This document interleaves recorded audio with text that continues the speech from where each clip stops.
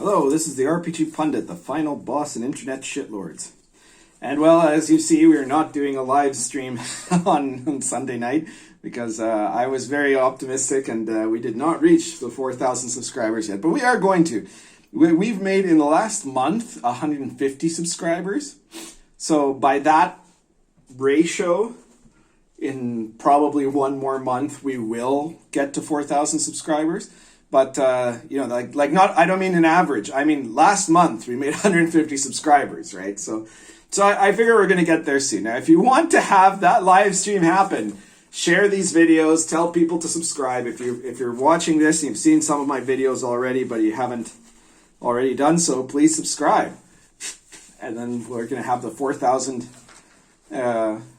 subscriber live stream where we're going to no doubt have lots of interesting things to talk about. But tonight, I was thinking I was going to end up just doing either talking more about the Invisible College, my brand new occult conspiracy OSR role-playing game, or that I was going to end up doing a review of, I've got 2 review books that I've still got to present a review video of.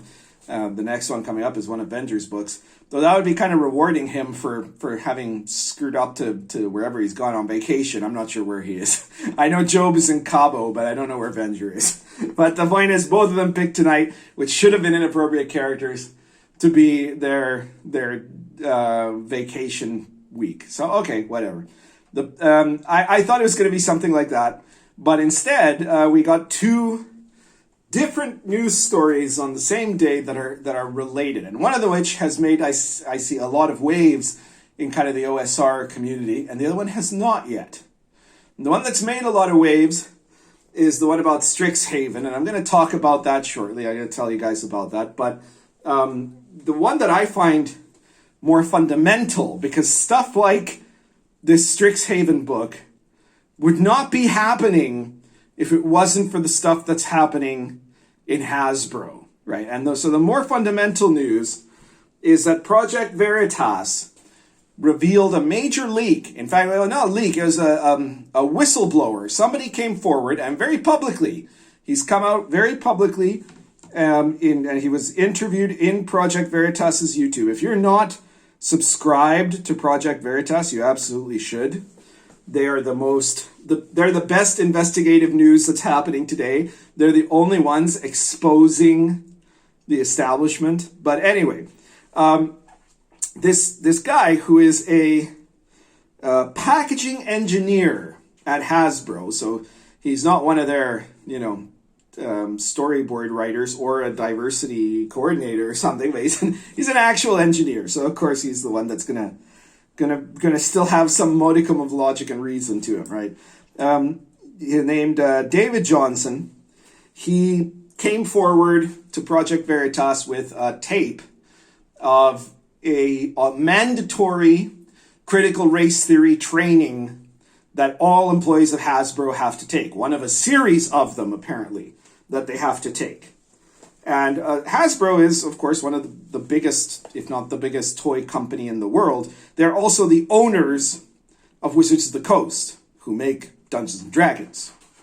So we can, we already knew, we had to know that there's probably diversity training happening at Wizards also. But if there was any doubt, this pretty much eliminates it now, right? It's very, very obvious. If they're doing it in Hasbro, they're obviously doing it at Wizards too.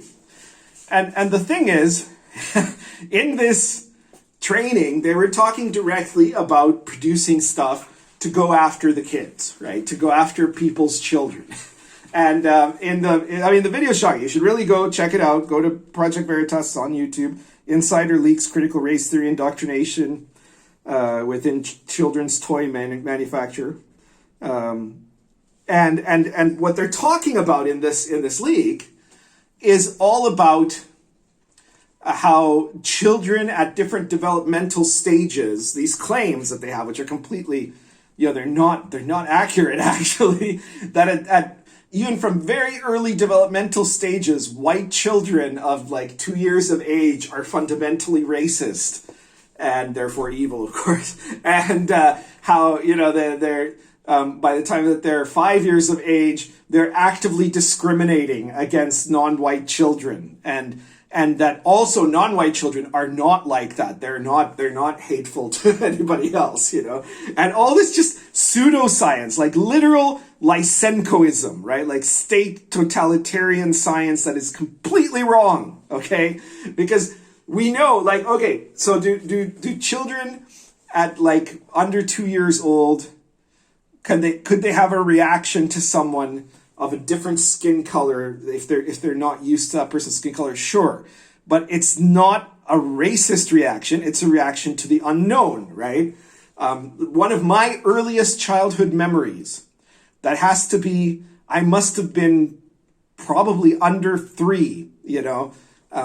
So like one of the very first things that I have in my memory is that going to church with my parents, and there was a kid. He had to be it was older than me, you know, a lot taller than me at that age, but you know, he was probably, you know, still very much a child, right? Just a bigger kid than me. And that he had a burn on his face, and I remember bursting into tears when I saw it because it frightened me, right? And my parents obviously were, you know, they rushed me out of there because they were very embarrassed, because, you know, you're not supposed to, back then especially, you're just supposed to try to ignore it, right? You're definitely not supposed to end up freaking out in church about it, right? So there you go. That's a little vignette of my very early childhood. And it's not because I hate burn victims, right? It's not because, you know, that, I think he was a Filipino kid, but I mean, I'd seen a lot of Filipino kids by then. It wasn't because of that either, right? Like, there were a lot of Filipinos that had moved into the neighborhood that I grew up in at a very early age, right? Perfectly wonderful people. A lot of them are Catholics. Obviously, my parents were Catholics, so a lot of them at the church, right? It was because he had something scary on his face, right? That I wasn't used to, right? And then, of course, later, nowadays, you know, I would definitely not. That doesn't make me somebody who would discriminate against someone like that, right? So they're using pseudoscience. They're attributing everything to racism, but only for white kids, right? Black kids, Latino kids, they're wonderful, right? They're just paragons of the, well, it's like they're reviving the theories of the noble savage. It's just ridiculous, right? Like, they're the most racist people on earth, these people. You know, and it's what they want to do. They want, like, and there's talking about overt and covert means to communicate anti-racism to children. By covert, they mean to send messages in Hasbro products to children of their critical race theory ideas so that the parents won't even know is happening, right? So it's really quite disgusting, right? They're literally talking about brainwashing children. And the really interesting thing is that the guy who came out with this, the whistleblower, he made himself completely public, right? So there could be no question about who he is and whether or not he worked for Hasbro. And his name is David Johnson, and he's a young man, and he's black. And he was horrifically offended by what was going on in this video that he was a forced participant of. And he was, you know, fundamentally offended by this idea more than anything, that he, as a black man, was an eternal victim that was helpless except for the only help he was helpless to help himself, and he depended on totalitarian actions of governments and mega corporations, you know, to intervene on his behalf, you know. And he interviews the guy from Project Veritas there, and the guy asks him, well, but are you right wing? And he goes, he says, no, I mean, I go to church, so I guess I'm a bit socially conservative, but I'd say I'm center left, you know. and so it's not about a political thing. It's just that he was personally sick of it. He was sick of being tokenized and marginalized by the woke SJWs, you know. So good on him. But the fundamental thing is that they're trying to inculcate this ultra-leftist agenda, right? Which is this combination of CRT, of neo-Marxism, and of course these other identity agendas. And you want to see what the end game of that is, check out what's going on in South Africa right now, right? This was a society that made a shift. It made a definite shift from the early stages at the end of apartheid where there was an attempt to generate a kind of a society of equalities of opportunities and a colorblind society, to a shift after, especially starting in the immediate post-Mandela era of what is basically CRT, right? Critical race theory, where everything was defined by your group, right? By what group you were in and these demographics, and there are these enforced elements of equity that did not bring anyone closer together. And they've done longitudinal studies for years of like whether these sorts of policies in the long run work better at making people get along. No, they constantly make the conflict worse. You just look at Yugoslavia, right? That is never the way to go, right? So you need to have, you need to have this idea that race isn't important, that gender identity isn't important, that sex isn't important, that it doesn't matter because everybody's equal. That's the thing that works. We know that's what works, and what these guys are doing does not work. And will never work, And if we continue on that path in the West, every place will end up looking like some type of variation on South Africa, right? Except, I'm not saying necessarily that it's going to be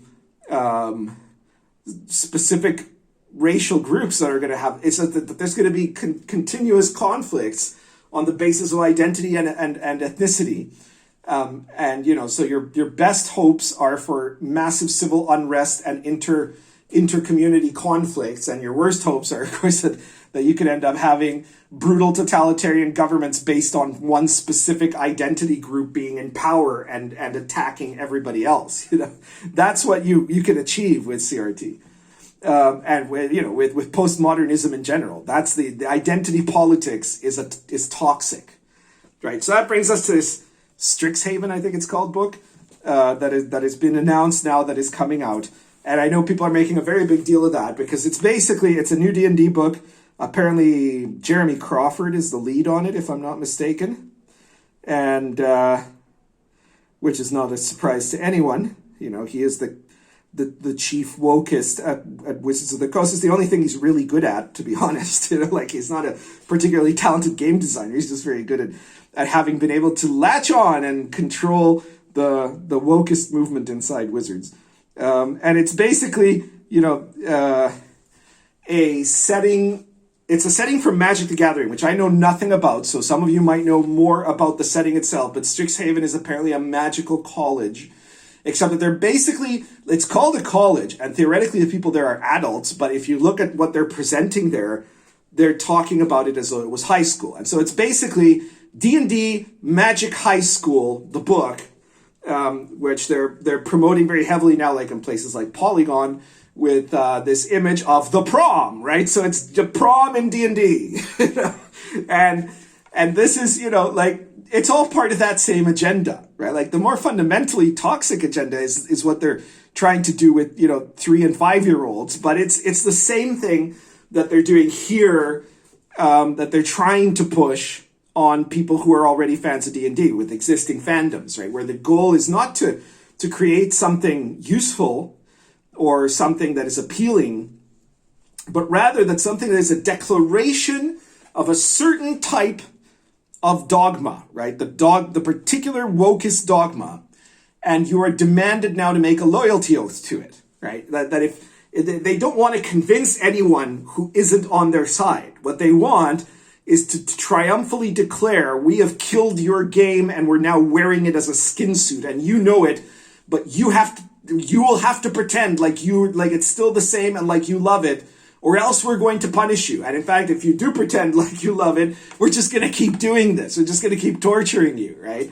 That's their whole process, the totalitarian process of trying to essentially avenge themselves, I don't know, on the Western world for existing, right? Like, I mean, what is the obsession that these people, because you see it everywhere. You see it in DC, in Marvel superheroes comics. You see it in TV shows. Now apparently you're seeing it in D&D. Why are they so obsessed with the prom? I'm not a psychologist. I can't really answer that, except that I think it's just a product of these designers, all of whom are at the very least late 30-somethings at this point, or at least the main ones are, right? I mean, Crawford is no spring chicken.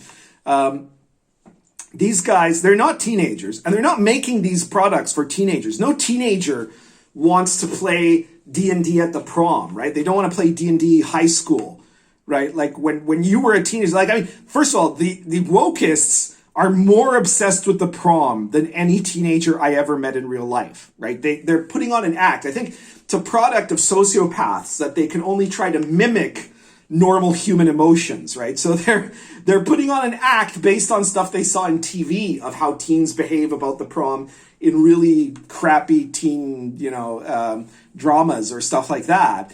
And they're doing that because they don't know what to do otherwise, right? They have no fundamental baseline of how to act like a normal human being. But real teenagers are never as freaked out about the prom as SJWs are, as the woke grifters are. And they're only, and they wouldn't really be interested in playing a game about the prom. They've got a real prom to go to in theory, right? If they care enough to do so, which most of them will. I liked my prom. But they're not into playing about that. They want to play when you're a teenager, you're playing D&D. You want to be adulting, right? Like you want to be playing that you're a hero going out on heroic adventures, and you're not a preteen or a teenager, right? You think, well, my adventure is really old. He's 22, right? So like, okay, that's fine, right? Like you're probably not playing a 40-year-old, but you're playing your ideal of what you would like to be a few years down the road if you're 15 or 16 or 17 or 14, right? You're thinking about being in your early 20s and being independent and doing what you want and being able to fight for what you want and that sort of stuff, right? You're not thinking about going to prom. And I mean, like the promotion for this book, for the Strixhaven book, is that this will bring D&D into the mechanics of playing a hot mess of college life, right? Like, first of all, that proves that these guys are in their 30s, because I'm pretty sure no teenager says hot mess anymore, like, yikes. But beyond that, they're just trying to write something that will only appeal to their tiny little in-group of people who are basically failed humans, most of them living 6 to a 1-bedroom apartment. Probably not Jeremy Crawford. I mean, I'm sure he's well paid, though, housing is expensive in Seattle. I'm not sure his house is as big as mine. I've got a 3-bedroom. I don't know what he has. I live by myself. I just modified the other ones to be like a storage room and an office, but anyway, just because I could, right? Because my games are successful. These are people who write unsuccessful games, and so the unlucky ones write crap products that no one wants and then complain on Twitter, and the quote unquote successful ones, are ones that end up writing for 1 cent a page for Wizards of the Coast, and get to have their name there for for exposure, and they're doing stuff like this. They're writing stuff like this for themselves, right? For each other, because they're the only ones that think this stuff matters, right? Nobody else is up for this, and it's just, it makes no sense at all, because it's also like they're transporting. It's all part. It makes no sense, but it's all part of the indoctrination that they themselves have gone through and received, right? So like, they're going in a medieval world, but they act like it's 2021, right? Like it's a hot mess in college. The prom picture has, it's all LGBT people dancing in the prom, for it's supposed to be college, but it's actually high school, just because it's 2021, bigot, like that's their whole logic. And it's an intentional part of trying to destroy the higher aspirations of what these things can be, right? The higher aspirations, not of prom, right? But of myth and of history, of what RPGs can do if you really let them, and turn it all into this banal, left-leaning CW bullshit, right? That is going to just be a constant stream of, oh my God, so random, for no good reason, forever. That's the equivalent of Orwell's boot on the neck for all time, right? Like that's what they want to create until we're invaded by the Chinese or whoever ends up, I'm not sure who'll end up devouring the collapsed remnants of our decadent civilization, right? But you can see it's coming. You know? In fact, you can track that decadence on the basis of how D&D has been doing over the last 40 years. Anyway, I guess that's about it. But the fundamental lesson of both of these things is very simple, right? I've already said many, many times, don't buy books from people that despise you, right? Or who want to harm you, or who want to harm what you love. Don't buy a skin suit. You know, don't give money to someone wearing a skin suit of a thing that you once loved and that they murdered, right? Go for alternatives. And in the case of Wizards at Hasbro, you know, don't give money to people who despise your toddler, right? who want to harm that toddler, that want to infect that toddler's brain with a toxic virus that is going to cripple them and their society for the rest of their lives, right? Don't give money to those people, right? They want to harm toddlers, right? You don't want to give money to people that want to do that, okay? So use your money elsewhere. And of course, one place where you can use it is with my stuff. So if you want to support me and have me keep doing these kinds of videos, you can always send me money directly if you want by Patreon or PayPal. But a much better idea is to buy my books, you know?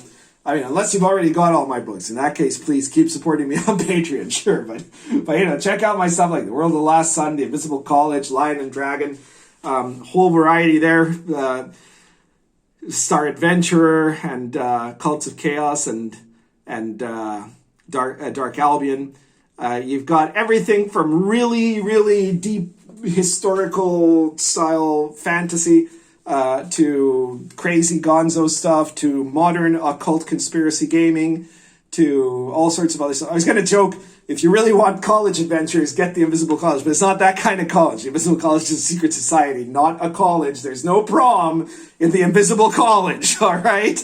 No prom in the Invisible College. Though, if you can't afford my big books, you can always pick up my PDFs. I have a whole PDF series of RPG Pundit Presents. It's 105 of them, and one of those 105 is RPG Pundit Presents number 54, Medieval College Adventures, which details real stuff, including, you know, all the real details of what medieval college life really was like in the 1480s, let's say, 1470s, 1480s, in Oxford and Cambridge. And, you know, it talks about like how they lived and all kinds of adventure possibilities, stuff from local legends, magic, all that stuff in the medieval authentic context for your game. And that, just like all of my other products, are fully compatible with the OSR, which is all based on original edition Dungeons and Dragons. So you already know these games. If you're worried, oh, well, but I don't want to learn some weird thing with a bunch of dice. No. This game you already know. If you've ever played any D&D, you already know any OSR game. And it's not just my books. There's a ton of people doing great OSR products, all of which are better and more clever and more interesting than anything Wizards puts out. But, you know, apart from that, a lot of those products, not all, there's a few OSR people are trying to get into it, but usually not with too much. It's one or two that have maybe kind of done their own niche area there. But for the most part, most people in the OSR are not people who will despise you. They're people who love gaming. They love traditional gaming. They're not all right-wing people. You know, I kind of identify I'm a cultural libertarian on the right, but I know a lot of people who are people on the left, all the way up to, like, you know, Grim Jim, who identifies himself as like a hardcore left, you know, labor type, left socialist, I guess, Euro socialist. And yet he also believes in gaming. He wants his games to be about games. He doesn't make his games about politics. I don't make my games about politics. None of my games have my ideological agenda in there to try to manipulate your thinking, right? They're games that are really good games that have really good stuff in them, and where they do have anything to do with like social issues. And of course, a lot of my games do approach social stuff. It's like social stuff of the 15th century, right? Or like social stuff of a theoretical secret occult war that's going on in the world, right? But it's not. There's nothing in there that is partisan politics as such, you know. And I think that's the main difference. The war isn't between like, oh, this, we want our RPGs to be left-wing and we want RPGs to be right-wing. No, it's the war between people who want RPGs to be totalitarian indoctrination systems and everybody else who just wants RPGs to be games, you know? And, you know, there's way more of us than them, and we just have to stop supporting the people that listen to them, you know, that listen to those guys and end up making games that are full of their indoctrination techniques. You know, you got to stand up to these people. That's all you have to do. That's everything for today. Do check out all my products. Check out the RPG Pundit Presents series. Check out all my books. All the links are going to be in the description below, so be sure to look at that description for where you can buy any of this stuff. And currently smoking Dunhill Shell Diplomat plus Argento Natural.